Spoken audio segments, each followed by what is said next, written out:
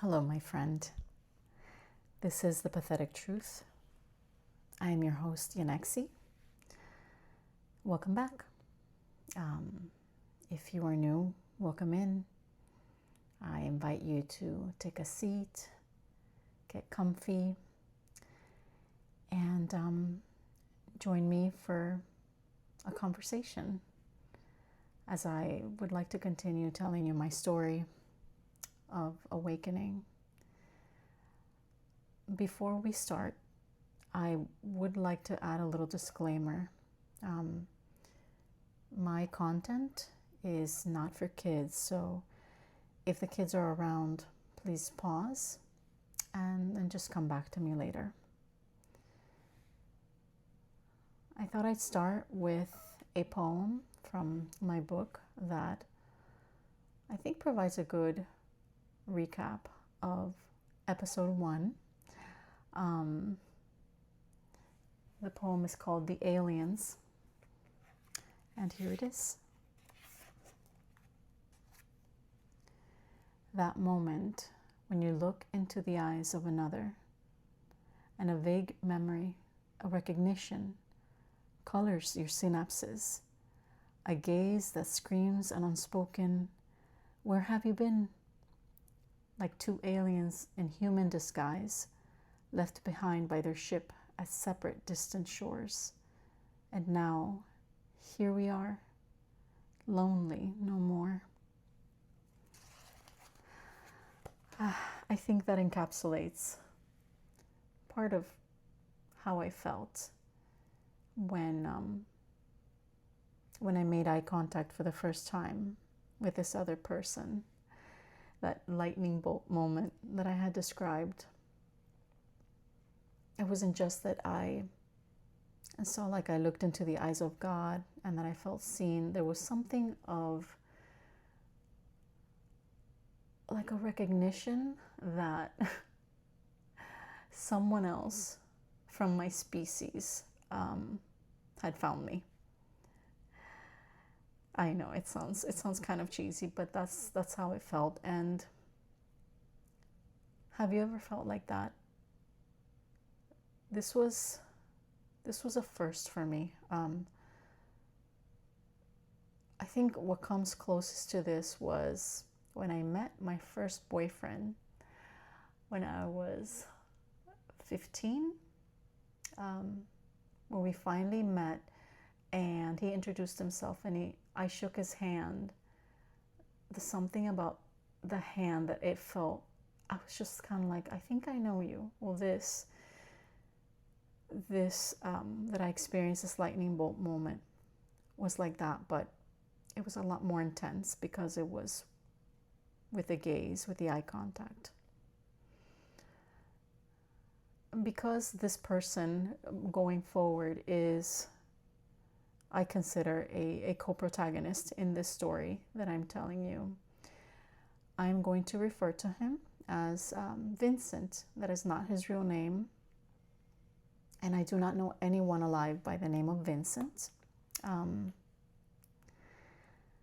That is just a special name for me. It's a name that I've had in my head for many years.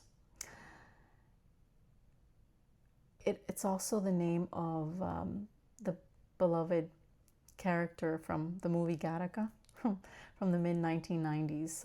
I don't know if you ever saw that movie, but it's one of my favorite movies. Vincent is kind of like the little hero. In that movie, it takes place in the future, and it's a movie about designer babies. So essentially, most children are not conceived naturally. They are engineered, so to speak, so that they are functioning, optimally, that they remove any genetic issues, or so that they create these optimally functioning humans. Well, Vincent was what they considered a love child, and that means he was conceived naturally, and so he was born with a heart defect. And in that movie, that kind of disqualified him from a lot of careers, from dream jobs.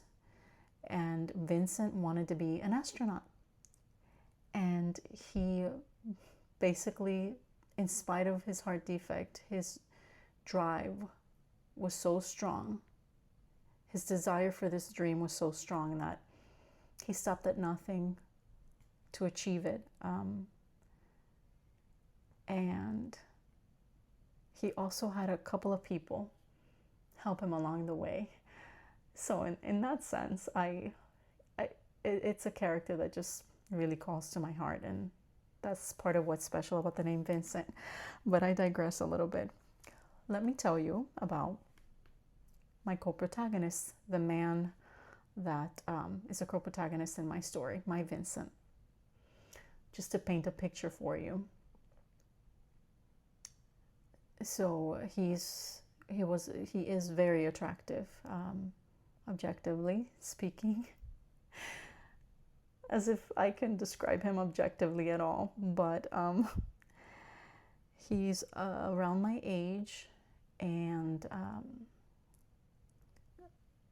he has a very symmetrical face.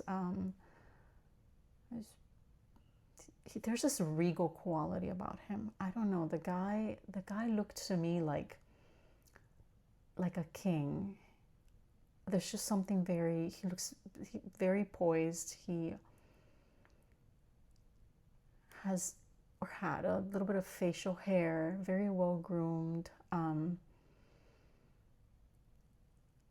He had beautiful salt and pepper hair, and a great build in terms of his body. I mean, the guy looked like, to me, like something Michelangelo sculpted. He really did. And the way that he carried himself, his gait, which is something that I took more notice of as time went by, but he walked so slowly. There was something so beautiful about the way that he walked. But really, the most striking thing was his gaze. I never got really close to him to really see the eye color, but I think that they were like hazel or greenish. And he just had a light in his eyes that captivated me, that just put me in a trance. The interesting thing is, as attractive as he was, I didn't take notice of him until that night that the lightning bolt moment happened. And this guy had been going to that gym for years. I mean, I had been going there for 3 years before this happened. And I remember after this happened, I was looking through some videos of myself working out before I met him. And I noticed in the back of the video, I could see him all the way back there. And I thought, my gosh, there he was. And I never noticed him. And besides the fact that I had been in my own world, wearing always my headphones and being very shy and just going in there and not noticing most people. But someone who became such a significant part of my life, I had never taken notice of him, and he was probably going there all this time at the same time as me. Looking back, I really feel that we were not meant to notice each other until the moment that we did. That's something that is new for me. Believing in fated moments, in some sort of destiny with certain key people in our lives. I believe that we were not meant to meet until that night, for whatever reason. So let me tell you a little bit about the days like after this lightning bolt moment. I'm going to try to see how much I can recall. I do remember there was these 4 days after that were very intense. There was a lot of like silent glances exchanged between us. And I felt like I was spellbound. There were no words between us at all, just this very heavy, what I call, it's energy. It was just a feeling, an intense feeling in my body, especially when we were in the same space together. I felt, first of all, fully present. I was always one to like be thinking about the other things I had to do and the million tabs open in my head, right? When I was there, I wanted to be nowhere else. When I was there and he was there, there was nowhere else I'd rather be. And no matter who else was there, it was like we were the only two people in that space. So it was attentional as well. Like my full attention, even if I wasn't looking at him, was with him. One of the things that I noticed from the beginning were the intense feelings in my body. And by that I mean like I felt just very aware of, like, there were sensations all throughout my body, like just prickly feeling all over my body. I felt very heightened senses in general. So, and not heightened in a way that was like, I wasn't hyper vigilant. I was just sort of like fully there and very much aware of how my body felt, and very much aware of like my sense of smell was heightened. Okay, I could smell myself. I could smell him when he passed by. I could feel this like warmth all over my body. And some people might say, well, yeah, that's lust or whatever. I had felt lust before. I had been in love before. I had never felt this intense about anybody else. There was just, between us, there were no exchanges other than glances. And what I thought from the beginning looked like parallel play, like when little kids parallel play, that they play independently but next to each other, but they don't interact. That was from the beginning. I thought, well, this is kind of cute. I felt that that's what was going on. And it might have been just my perception, but I started noticing that if I would move to one area of the gym, then he would use a couple of machines down from me. I don't know, maybe it was just, I mean, at one point I thought, okay, I think I'm just seeing something, and that's not really happening. And it was a kind of a small gym. But then I did, on purpose, I would move around and I would notice, okay, no, he seems to be kind of just seeking physical proximity with me, even though he's not saying anything. And the closer he got, the more the feelings intensified for me. That also kind of made me feel like I was being pursued. Like there was this kind of cat and mouse thing going on. And I liked it. At that point, I didn't feel like it was threatening. It's not something that I was used to. In my previous relationships, I was kind of usually the one that would seek out the guy. Not in this case. In this case, he was kind of, I felt like a little bit chased around. Whether or not that's what was really happening, that's how it felt to me. And to me, it was just like, there's this like godlike human who's taken an interest in me, who has seen me. And so, while I was conflicted about that.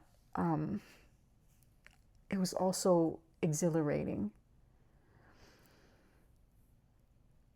There were awkward moments between us from the beginning. For example, in these 4 days after the initial eye contact, I remember that I was sitting. Do you know what the adductor machine is, right? A very awkward machine. I call it the gyno machine because it's just the motions are very, very awkward. And then there was another machine that would face that one in a staggered position. It was quite close to it. And so I started doing those exercises, and in comes Vincent and sits in the machine that is facing the adductor machine. We were both wearing headphones, and I just thought, my heart wanted to explode out of my chest. And I thought, just keep doing your thing, keep looking forward, do not look at him. Well, he starts staring at me, and I mean staring at me, like staring at my face, not taking his eyes off of my face. And I just glanced quickly and I looked away, and I thought, oh my God, I can't. Just keep looking forward. I mean, I was extremely attracted to him, and I was married. I'm like, I can't. And besides, I thought that I was going to disintegrate, honestly. But in that moment, I could just smell both of us. My senses were so heightened. And I also thought, this is really weird for this man to be staring at me. This is really awkward. And I thought, doesn't he understand that this would make one feel uncomfortable, or that maybe it's not appropriate to stare at someone like this heavily, given the context where we find ourselves here? And so my psychologist mind kind of defaulted to a diagnosis, and I thought, it doesn't matter, just either way, I liked it. I was a little bit scared about that. There were some other things that happened that were, just energizing for me. One night, we used to usually be there at around the same time, and one night when we exited the gym, we each went to our cars and we drove out of the parking lot in separate directions, but we were parallel to each other on either side of the parking lot. And as he starts moving forward, we're both trying to get to the same traffic light. I accelerated, and so did he, and we did like a little race down the parking lot. And so once we get to the light, I had noticed the night before that he would go one way to go home, and then I would go the other way. And as I'm waiting for the light, I thought, oh my gosh. I looked back, and he had gotten behind my car. And in that moment, I was a little bit scared, and I thought, what is he thinking? What is he thinking that he's going to do? Is he thinking of following me home, or what's going on here? So as exhilarating as that was, I thought, what am I going to do now? Then, if he follows me, then what? I'm going to have to keep on driving because, I have a home and I have a husband, and it was a reality check for me in that moment. And I thought, okay, this is really crazy. I don't know what's going on, but what it did tell me is at the very beginning there was something mutual there going on, even though there were no words. There was something mutual that we were both feeling. Thankfully, he changed his mind, and he changed lanes, and he kept going his usual way. But I felt such a rush. And he seemed to feel it too.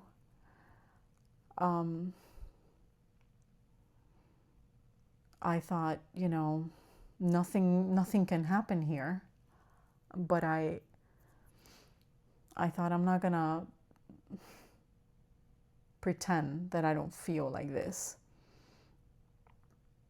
And now, so that was the first 3 days. And then on day 4, and this is significant, this is a pattern. I started noticing a pattern with him. This is the beginning of a pattern of behavior.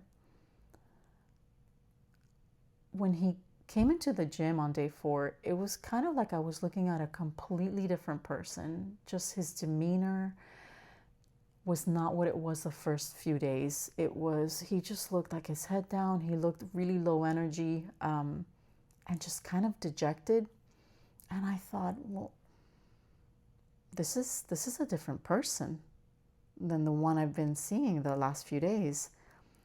And I remember I was sitting in a machine close to him, and one of the pins slipped or something, and I made a bit of a noise, and I looked over at him, and he rolled his eyes. He looked so annoyed, and I thought,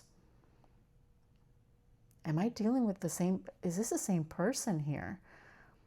And again, my psychologist mind went back to another label, because I am unfortunately kind of good at doing that. And immediately I thought, yeah, something's not right here. But at the same time, I thought, well, I think a more rational explanation is that he's been feeling really excited about our connection. It probably feels just as strong to him as it does to me. And he went home and he Googled me, and he found out that I was married. And then he was mad, or God knows what else he was feeling. But he really did just look like a completely different person on day 4. And this was to become a pattern that I noticed over time that would repeat with him. But essentially, up until that time, there were no words exchanged between us. There were glances, and there was what felt like the beginning of strong infatuation for me, and some signs on his part that felt like he was feeling the same kind of rush and energy that I was feeling. Of course, I don't know what was going on in his life, but for me, because I was married, I also had intense feelings of guilt, and of shame, because a married woman, right? And especially I was married to a good man. But I decided that I thought, I was old enough, mature enough to at least, I was able to acknowledge, hey, what matters here are the actions. And I always knew sometimes feelings like this, if we pretend they're not there, and we try to bury them, they only intensify. And so I thought, just acknowledge the feelings. This is something that is going to go away. I thought maybe this is just some like random infatuation, and eventually it's just going to subside. But over the next few days, over probably 2 weeks after that, things did cool down. There was just glances exchanged, and I started obsessing. In other words, I couldn't keep my mind off of him. So when I was not there, I just couldn't keep my mind off of him. I couldn't keep my mind off of how strongly I felt in my body. Just the raw energy that felt like was coursing through my body when I was in the same physical space with him. And also I was kind of befuddled by his behavior. I wondered what was going on. What was he thinking and feeling? And I felt over this time like a yearning that just intensified, like a yearning for him. And I just wanted to be in that space. And yeah, I did feel like the beginning of infatuation, but I was also very curious as to why I was feeling at that age already, I was 45 and I had been in love many times. And you know, I had never felt this way. And I certainly had never felt that way looking into the eyes of someone else. There was this beautiful sweetness about it, like in my belly, like a sweet ache in my belly and in my heart. And my senses, even when I wasn't in his presence, were just heightened. Colors looked brighter. I was more aware of sounds and of smells and just physical sensations. And I don't think I felt like this when I was 17, 18. You know, I felt very invigorated, very revitalized. I had never felt this intensely. And then a couple weeks later, it was one rainy morning, I remember. I got out of bed and I felt compelled to do something that I hadn't done since childhood.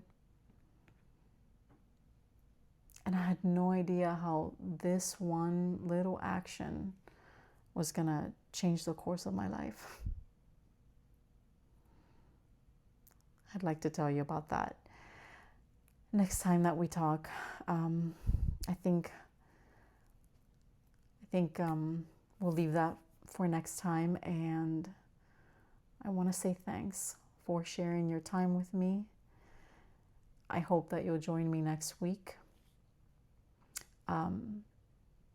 Until then, please love and take good care of yourself. And if you want to start a conversation, if you feel like you relate to any of these things or you have a comment, please leave the comments. I would love to start a conversation with you.